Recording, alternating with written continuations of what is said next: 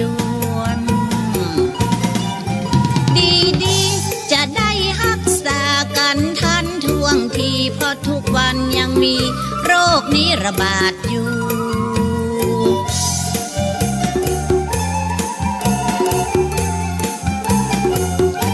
หน้ากากอนามัยควรใส่ไว้ป้องกันต้องรับมือกับมันคือตันโรคนี้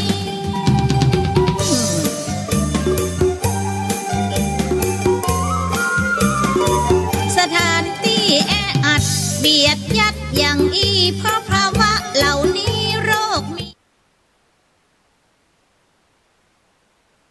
เจ้ากราบนมัสการสวัสดีญาติธรรมทุกท่านเจ้าวันนี้วันอาทิตย์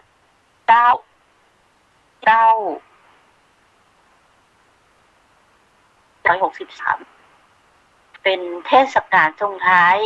ที่สงกรานต์แรกในชีวิตของทุกท่านเนาะที่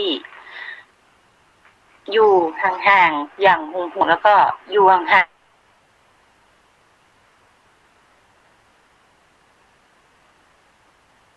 โควิดนะเจ้าเทศกาลควายควิดจะว่าควายควิดก็ได้เนาะโอ้โหมันสุดยอดเลยนะเจ้ามันยิ่งกว่าควายควิดซะอีกเทศกาลนี้พี่น้องเขาตั้งหลายใครอยู่ตั้งใดเดือนอย่างใดนะเจ้าใจความอดทนและใจความวิริยะอุตสาหะเขานะเจ้า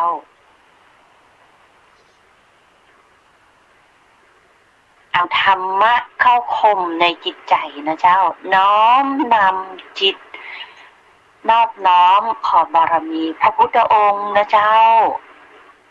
แล้วก็ขอนำธรรมะจากพระพุทธองค์เข้าสู่จิตใจนะจ๊ะถ้าธรรมะไหนบ่เข้าใจจะยากจะดีนะเจ้าถ้าเป็นละอ่อนวัยรุ่นหรือละอ่อนวัยทำงานที่พอมีความรู้นะเจ้าบักเข้าในธรรมะก็แวะเข้าห้องกูนะเจ้าห้องกูห้องไหนห้อง Google นะเจ้าพิมพ์คำเดียวมันขึ้นมันลั่นขึ้นมาเลยปุ๊บปุ๊บปุ๊บปุ๊บปุ๊บปุ๊บปุ๊บลั่นขึ้นมาแล้วยันใดดีอ่ะเขาจะเอาตัวไหนโดนใจอ่านเลยเจ้าธรรมะตัวไหนบอกว่าในเรื่อง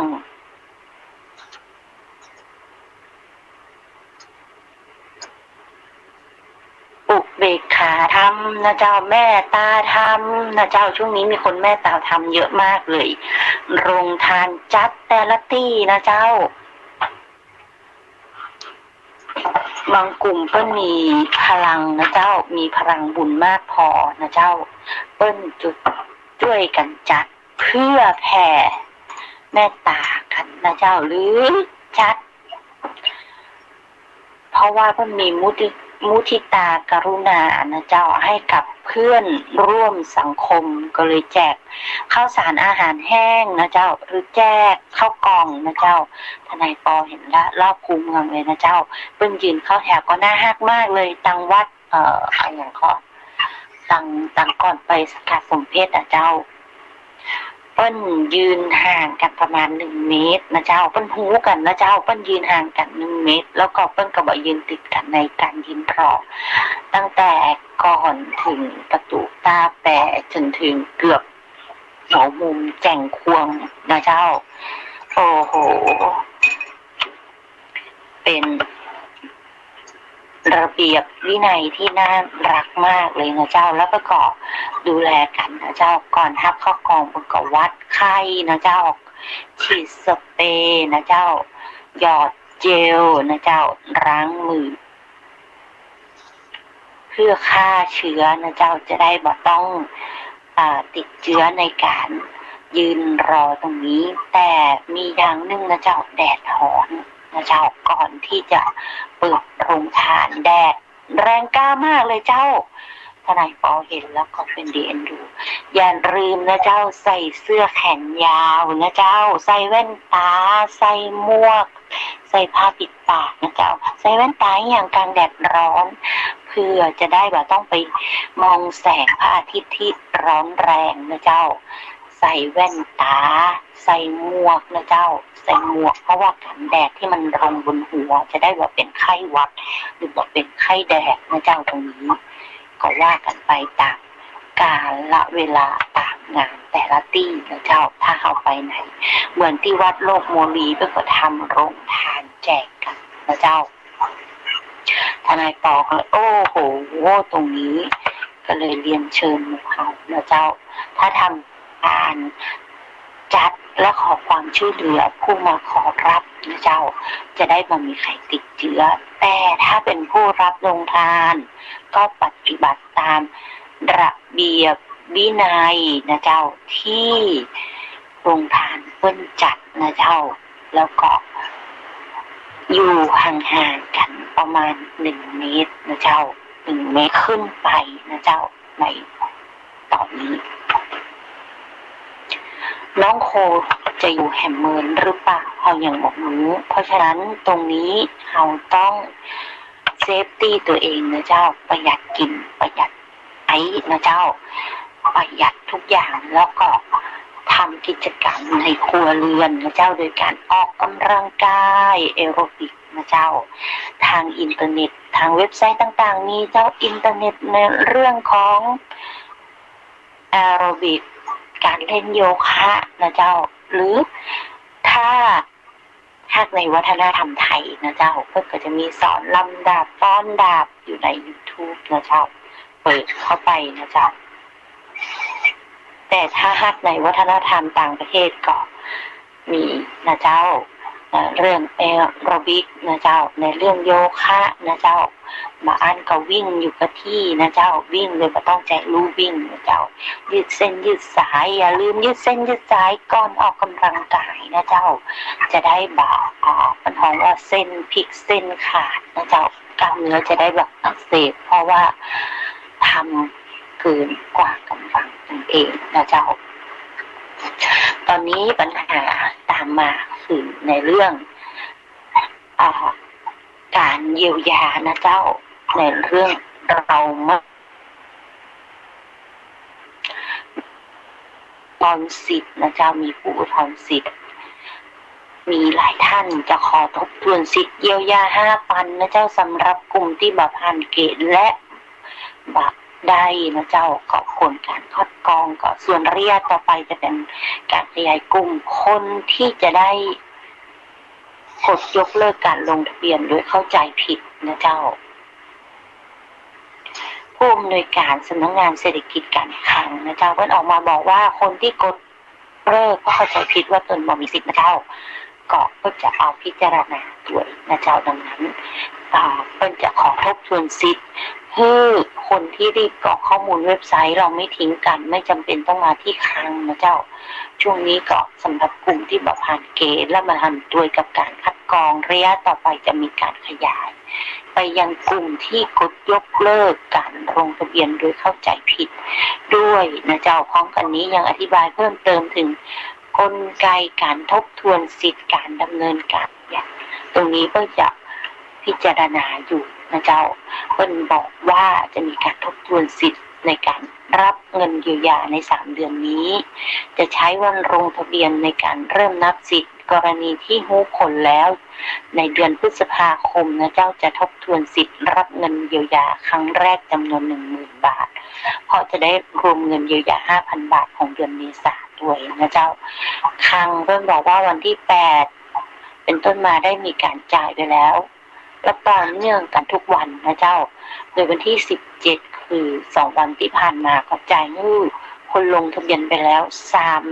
3.2 ล้านคน 3.2 ล้านคนคนละ 5,000 นะเจ้าก็กำหนดจ่ายไปแล้วนะเจ้าแล้วก็จะจ่ายอีกนะเจ้าในเดือนวันจันทร์นี้นะจะเป็นเดือนในวันจันทร์18อีก 900,000 คนรวมเป็น 4.1 ล้านคนคิดเป็นเงินกว่า 20,000 ล้านบาทเจ้าก็เป็นนโยบายของรัฐบาลในการช่วยสภาพของภัยจาก โรคร้ายนะเจ้า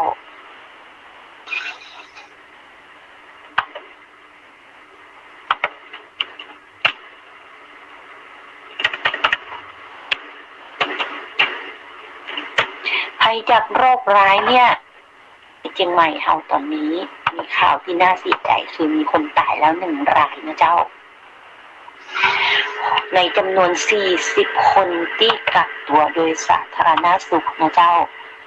ตายไปแล้ว1 รายเพิ่งตายไปประมาณ1 อาทิตย์นี้เองนะเจ้าในช่วงแรกที่ทนายปอจากนั้นอย่างผลของการรักษาตัวเพิ่งก็มีออกกลับบ้านได้นะเจ้าแต่ตอนนี้ก่อน1 อาทิตย์จัดรายการนี้มีคนถึงแก่กรรมไปแล้ว1 รายนะเจ้า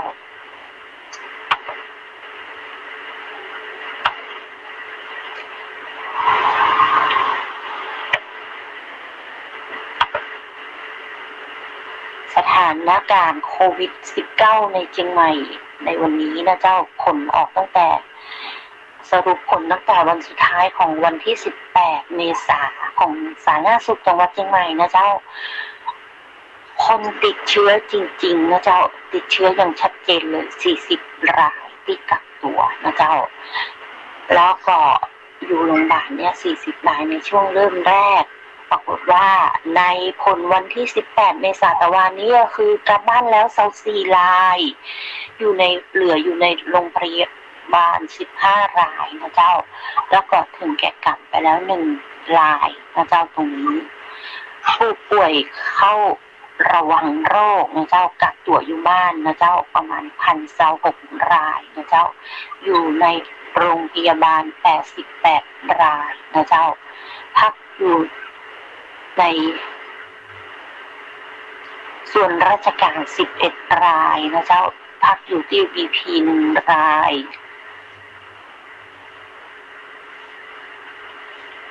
บุคคลเหล่านี้เนื่องจากว่าเพิ่งสงสัยว่า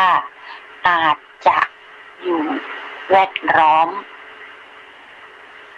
เดินทางเขตติดต่ออย่างเหล่านั้นนะเจ้าเดินทางเขตติดต่อในเชียงใหม่นะเจ้าที่น่าสงสัยสรุปรวม 1,495 รายนะเจ้ากักตัวอยู่บ้าน5 รายติดตามผลครบแล้วนะเจ้า 1,490 รายเพราะฉะนั้นเหลือกักตัวอยู่บ้าน5 รายนะเจ้าก็คือสรุปว่ามีคนติดเชื้อนะเจ้าคนที่เดินทางระหว่างจังหวัดและสงสัยว่าอยู่ในเขตส่วนของโรคติดต่อนั้นนะเจ้า 1,495 รายตอนนี้กักตัวอยู่ในบ้านเหลือแค่5 รายนะเจ้า 1,490 รายปลอดเชื้อนะเจ้าบ่มีการแสดงอาการแล้วก็แบบติดเชื้อแต่ว่าอย่าลืมนะเจ้าการตั้งการป้องกันนี้มันบอกว่าเมื่อตั้งการป้องกันแบบนี้แล้วทุกคนปลอดจากเชื้อปลอดภัยนะเจ้าต่อมาก็คือเหลือแค่ระมัดระวังบ่ให้เชื้อจากภายนอกประเทศนะเจ้าเข้ามาภายในประเทศนั่นเองนะเจ้าก็ต้องตรวจคัดกรองกันให้ดียิ่งขึ้นไปนะเจ้าในเรื่องของภัยจากโรคติดต่อโรคไวรัสโคโรนาก็สาธารณสุขเชียงใหม่พวกเราได้ออกเยี่ยมเยียนนะเจ้าบุคลากรสาธารณสุขสำนักงานสาธารณสุขนะเจ้าก็ออกเยี่ยมเยียนแต่ละอำเภอกันนะเจ้าแล้วก็ติดตามผลการติดตามดำเนินการป้องกันอย่างที่ทนายปอรายงานไปเล่าฟังไปตะกี้นี้นะเจ้าวิธีการรายงานนะเจ้าการเอาข้อมูลของสสจ.มาเล่าต่อให้หมู่เขาฟังนะเจ้าในเรื่องของสาระภัยโรคร้ายนะเจ้าแต่ถ้าอย่างไรเขาป้องกันตัวเองด้วยนะเจ้าอัตตาหิอัตโนนาโถนะเจ้าอัตหิอัตโนนาโถต้องใส่หน้ากากด้วยนะเจ้าตรงนี้ถ้าแบบใส่หน้ากากไม่เดือดร้อนอย่างยิ่งนะเจ้าไปติดต่อชาวบ้านเปิ้นเอามาฟังเพลงนี้กันดีกว่านะเจ้า